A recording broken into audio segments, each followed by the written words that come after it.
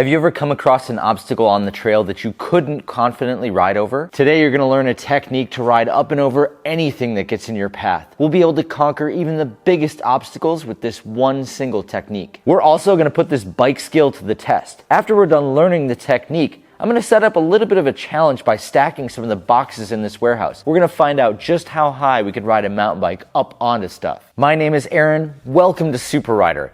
On this channel, we break down complex bike skills into easy to learn techniques so you can quickly apply it to your own riding. The best part about today's skill is that it builds onto that wheelie technique that we worked on in the previous video. If you haven't seen that one yet, I'll put a link in the description below. You can check that out when you get a minute. As a quick refresher, we first learned about unweighting the front tire to lift it up off the ground. Then we added a pedal motion to give it some power. And today we're going to unweight the back wheel so that we can bring our back wheel up onto the stuff we're riding. When we use the term unweighting, it means that we quickly move our body weight away from the part of the bike that we want to lift up off the ground. A lot of riders think they need to use their arms, for example, to get that front wheel off the ground, but we know that the real action is happening in your hips. Where your center of gravity moves on the bike, whether forward or back, is what helps lift either wheel off the ground. The process of riding up and over obstacles is going to require a sequence of unweighting the front and then back wheels. So let's start with a quick practice on that. We can use a line on the ground to first lift our front wheel over the line by shooting our hips back.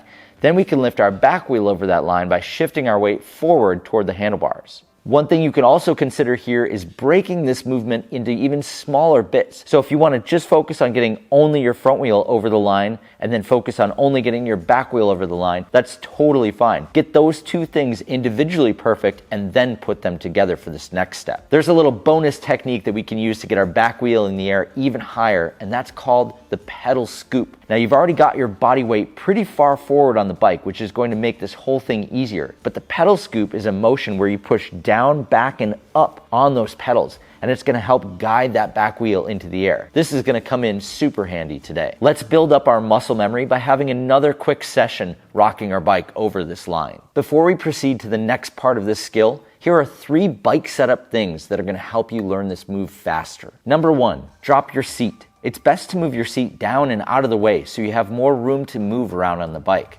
I always recommend over-exaggerating your movements when you're learning, so getting that seat out of the way will give you more room. Number 2, hand position. Move your hands out as wide as possible on the bars and just use your index finger to grab the brake lever. This gives you the best modulation with the brakes, but also increases your balance and control with the handlebars. Number 3, flat pedals. I usually recommend flat pedals so you can easily step off the bike when you get off balance. But also, since we're using the pedal scoop technique today, flat pedals are going to keep us honest. Riding with clip pedals can be an easy way to lift that back wheel, but you miss out on the actual technique, and then you're relying heavily on the pedal to do the work for you. Since you've got the unweighting dialed in, the next thing to add in is the pedal. You may remember from a previous video, we had the wheel-based drill, which meant that we had a line on the ground, and as we came up to the line, we started with our opposite foot on the top of the pedal stroke, and we used that first pedal stroke to lift the front wheel, and then we brought our strong foot around as we crossed the line. And what we're going to work on next is very similar to exactly that. A quick reminder of why we start with our opposite or weak foot forward when we're doing a technique like this is that we want to eventually end up with our strong foot forward in the most important part of the technique.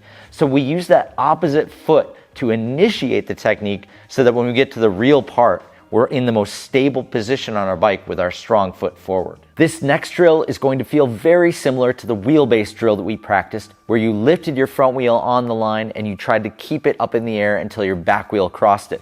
Except now we're working on our pedal timing. So when we start pedaling to lift the front wheel in the air, and our goal here is to start pedaling so that the front wheel is in the air before you get to the line and then it lands on the other side of that. So at this point, you could put even just a small stick or an obstacle in the way to practice when you start the pedal so that it goes up and over that obstacle. And don't forget to unweight the back wheel so it continues to roll over that obstacle as well. My general rule for riding up and over obstacles is that I want my front wheel to take off the same distance away from the obstacle as the height of the obstacle. So for example, if you were riding up and over a curb, your front wheel would lift off the ground about a curb's distance away from that curb, And that's something to think about as you're working on your pedal timing here. One thing that I used when I was first starting out is a pallet. These things are pretty easy to get your hands on, and they're great for all sorts of practice, especially if you can get a couple and start stacking them up. Even though I have all kinds of boxes here in the warehouse, nothing beats a good pallet session. But if you can't get your hands on one of these, not to worry. They're about the same size as a curb, and those are pretty easy to find too. Let's put all this stuff together. I'll demonstrate this skill on one of my boxes. You can see me unweight the front end of the bike while I start my pedaling motion. Then I scoop my pedals to lift my back wheel up while my body weight is moving forward. Another element to keep in mind is to let your wheels roll. A lot of times when people are climbing up something, they'll lock their back brake to try to lock in their progress, but what ends up happening is they slide off the back of it. Let your wheels roll. You'll be surprised how much these wheels can get up and over if you just keep your momentum. Now that you understand the basics of the technique, there are only two things you need to remember when it comes to going higher. Number one, lift your front wheel farther away from that obstacle, the same distance as that height. And number two, over-exaggerate your movements as you're going into it.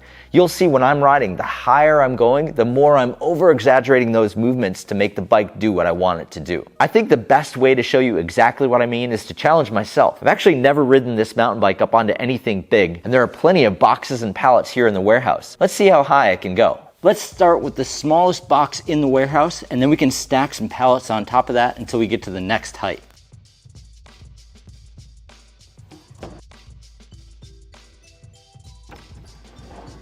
Now you've heard me say practice makes progress, and today we're gonna measure our progress with this right here. So we're at about 22 inches so far. Not a bad start, especially considering the wheels of this bike are only 27.5. We're almost at wheel height. This box is over 2 feet tall. It's 25 inches to be exact.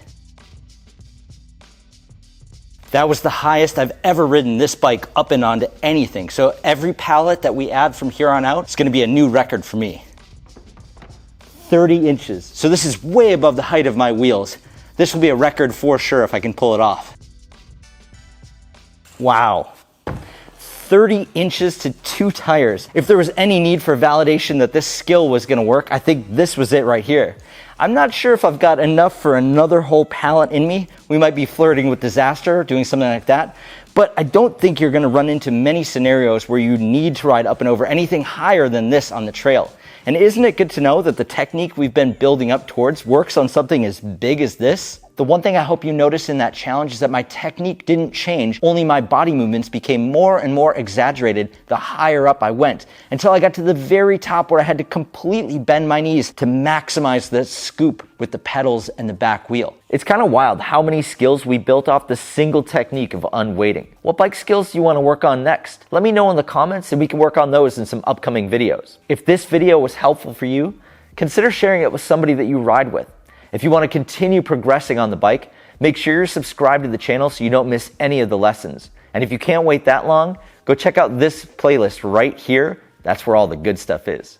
In any case, have fun out there, and don't forget, practice makes progress.